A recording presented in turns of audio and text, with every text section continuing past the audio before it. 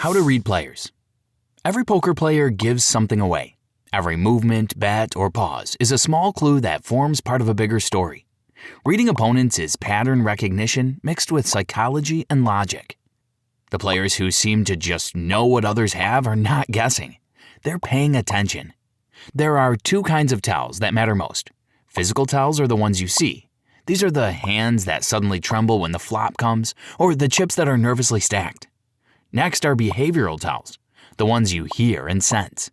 Bet sizes that shift from one round to the next, long pauses before a check, instant snap bets that feel rehearsed. This is the real language of poker. To make sense of those tells, you also need to understand player types. You must know if they're tight and careful or loose and unpredictable. Do they play scared or do they bully? When you blend these observations, poker becomes less about the cards and more about the people holding them. Once that shift happens, you're studying behavior in real time. Reading players is the skill that transforms poker from luck to strategy. You start seeing patterns you once ignored. The same player who bets small when weak but overbets when nervous, or the one who always avoids eye contact with a strong hand. The deeper you look, the clearer their story becomes. Live versus online reads. Live poker gives you something online never can: the human body. It's the tiny twitches, the breathing rhythm, the way someone grabs their chips when the turn card lands. If you watch carefully, excitement looks different from fear. Someone who suddenly sits upright or starts breathing faster is rarely bluffing. That is adrenaline, and adrenaline almost always means strength. But online, you lose all of that. There are no faces, no eyes, no chip shuffles to track, but you get something else: timing and patterns. A player who bets instantly has usually decided what to do before the action gets to them. That kind of confidence often means a strong, pre-planned move. Hesitation followed by a small check, on the other hand, can mean uncertainty. Every player has a rhythm, a pace to their decisions. This rhythm is just like music. When that rhythm breaks, when a normally fast player suddenly takes their time, or a cautious one fires a big bet, it means something has changed. Reading online players is about noticing those shifts. Their tempo is their body language. The trick is to build habits of observation. Watch one hand at a time. Don't rush. Focus on how long they take, how they size bets, and whether they keep repeating certain moves. The more hands you see, the more readable they become. Remember, in live games you watch faces. In online games you watch timing. But in both, you watch for patterns breaking. Player types. Most players fall into one of four classic categories. Understanding them helps you decide how to play back. The first is the tight passive, also called the rock. They play very few hands, and when they finally bet, it is almost always with the goods. You can push them around with small aggression, but the moment they fight back, believe them. When they bet big, they're not guessing. They're cashing in on patience. Against rocks, fold your pride and move on. Next is the loose passive, known as the calling station. They love seeing flops and hate folding. They will chase every draw, call every small bet, and convince themselves you're bluffing even when you're not. Do not waste energy bluffing them. It's pointless. Instead, bet your strong hands hard. They will pay you off over and over again because folding is not in their nature. Next is the tight aggressive, often shortened to tag. These are the disciplined players. They pick their spots carefully, play strong ranges, and bet when the math supports it. They are dangerous because they rarely make big mistakes. Against them, mix up your game. Throw in small bluffs, odd bet sizes, and keep them guessing. Predictability is what they exploit most. Finally, the loose aggressive or lag. They are the fireworks at the table, fearless, unpredictable, and constantly pressuring others. They raise often, bluff relentlessly, and thrive on chaos.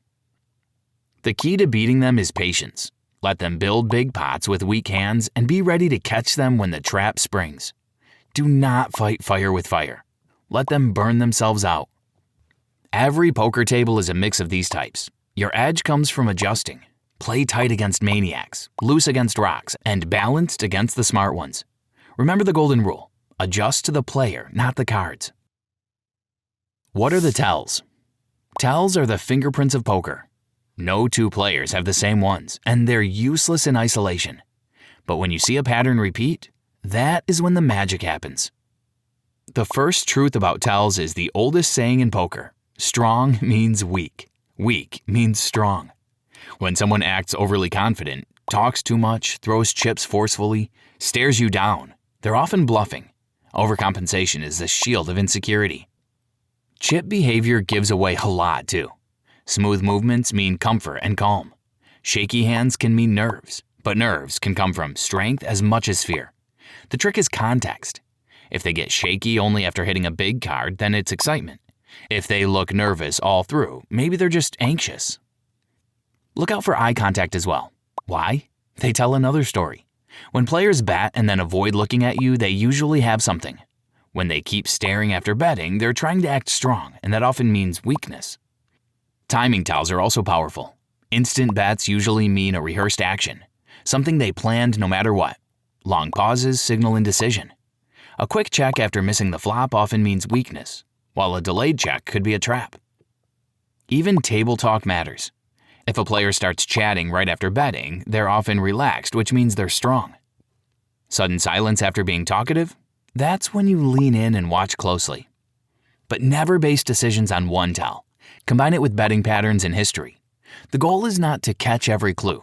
It's to confirm what the story already suggests. Bet sizing. If poker has a secret code, bet sizing is the closest thing to it. Every number your opponent chooses tells you something about their confidence and intent. Tiny bets are usually exploratory. Players make them to see the next card without risking much, which is called a blocker bet. They are weak or unsure, trying to control the pot. You can often take these pots away with a well-timed raise. Medium, consistent bets tend to come from strong, logical players. They're not giving away information because they bet the same way whether they're strong or semi-bluffing. Respect those players. They're thinking on levels beyond emotion. Big overbets, on the other hand, are double-edged swords. Sometimes they scream, "Go away," a classic bluff. Other times they are nuts, trying to look like a bluff. The key is history. If someone is passive all night, suddenly blasts the pot 3 times the size, the change is a tell. Something big shifted in their mindset or their hand. Check raises are another strong signal. Players rarely buff there because it's a bold move that risks a lot of chips. Most check raises mean strength, especially on the turn or river. If a usually cautious player does it, assume they've hit something big. The secret to reading bet sizes is noticing the change. Do not obsess over exact amounts. Watch how those amounts shift from one hand to another. When someone breaks their usual pattern, pay attention. The number itself matters less than the story it tells. Emotional control. While you are studying everyone else, they are studying you too. It's simple. Reading works both ways. Every small gesture, every delay, every sigh can reveal as much about you as it does about them. To stay unreadable, keep your rhythm steady. Act at the same pace whether your hand is strong or weak. Do not reach for chips faster when you're confident, and do not fidget when you're unsure. Your consistency is your camouflage. Emotion is the biggest leak in poker because it quietly takes control of your decisions without you noticing. Frustration makes you chase losses that should have been left behind. Excitement makes you overplay good hands that are no longer the best. Revenge makes you target the wrong opponents just to prove a point. Together, they form what professionals call tilt, that downward spiral where logic fades and pride takes the driver's seat. Every player faces it, even the great ones, but the difference lies in who catches it first. The only real cure is awareness. Learn to recognize the signs early, the quickened heartbeat, the tight chest, the impatience to win back what was lost. When you feel that heat rising, the smartest move you can make is to step away from the table. The cards will still be there when you return, but your edge only stays if your mind stays calm. Table image.